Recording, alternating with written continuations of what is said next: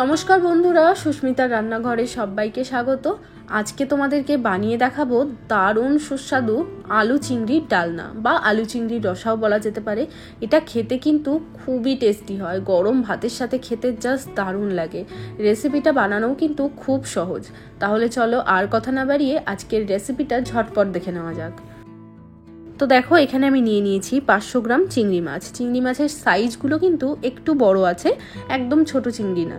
এবার চিংড়ির যে মাথাটা সেটাকে বাদ দিয়ে দিয়েছি, গায়ের মধ্যে কিছুটা খোসা রেখে দিয়েছি, এটাতে দেখতে ভালো লাগে। আর পিঠের মধ্যে যে কালো একটা সুতোর মতো থাকে সেটাকেও কিন্তু ফেলে দিয়েছি। এবার চিংড়ি মাছের মধ্যে আমি দিয়ে দিচ্ছি 1 চামচ পরিমাণ লবণ আর 1/2 চামচ হলুদ গুঁড়ো, একটু কাঁচা সর্ষের তেল। এবার চিংড়ি মাছগুলোকে খুব ভালো করে মাখিয়ে নেব। এরপর একটা কড়াইয়ের মধ্যে আমি দিয়ে দিচ্ছি খানিকটা সর্ষের তেল। তেলটা গরম হয়ে গেলে আমি একটা একটা করে চিংড়ি মাছ তেলের মধ্যে ছেড়ে দেব। আর 1 থেকে 2 মিনিটের জন্য চিংড়ি মাছগুলোকে আমরা ভেজে নেব। খুব বেশি চিংড়ি মাছ ভাজলে কিন্তু সেটা একটু রাবারি রাবারি হয়ে যায়, খেতে কিন্তু খুব একটা ভালো হয় না। তো চিংড়ি মাছ একদমই বেশি ভাজার দরকার নেই, 1 থেকে 2 মিনিটের জন্য মাছগুলোকে ভেজে নিলেই কিন্তু হবে। তো এখানে আমাদের চিংড়ি মাছগুলো ভাজা হয়ে গেছে, আর খোসাটা রাখলে কালারটা কিন্তু খুবই ভালো আসে। এবার আমি এই ভাজা চিংড়ি মাছগুলোকে তুলে নিচ্ছি।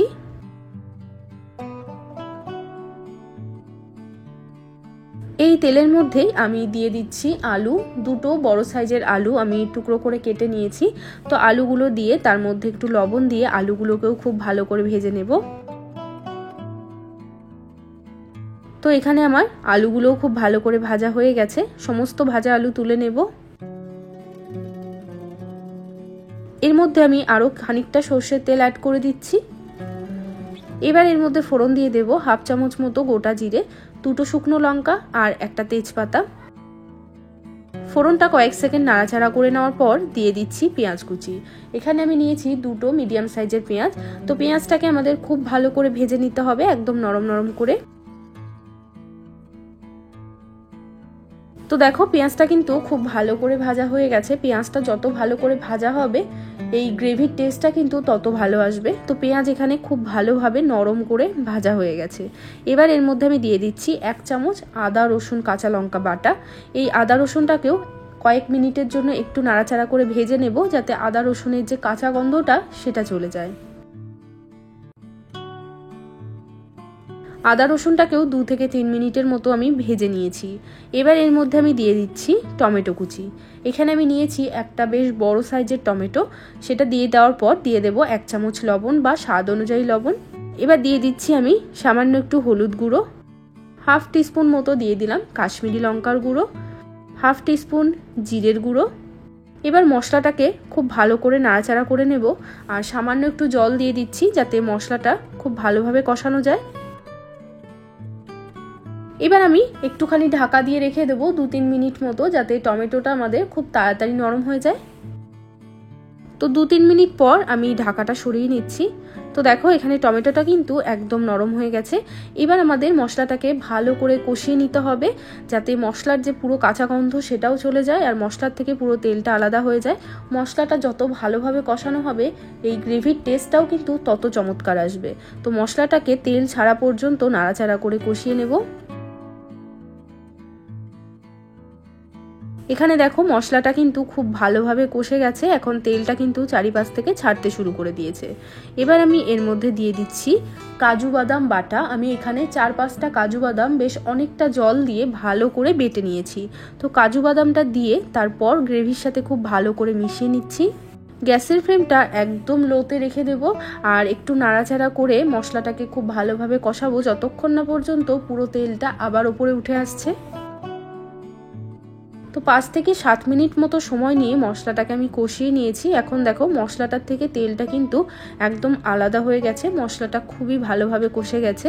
এবার আমি এর মধ্যে ভেজে রাখা আলুগুলো অ্যাড করে দেব, কারণ আলুগুলো সেদ্ধ হতে একটু সময় লাগে। তো আমি এখন আলুগুলো দিয়ে দিলাম, আর একটু জল দিয়ে আলুটাকেও খুব ভালো করে আমাদেরকে কষিয়ে নিতে হবে। আমি ঢাকাটা লাগিয়ে দিচ্ছি যাতে খুব তাড়াতাড়ি আলুটা সেদ্ধ হয়ে যায়।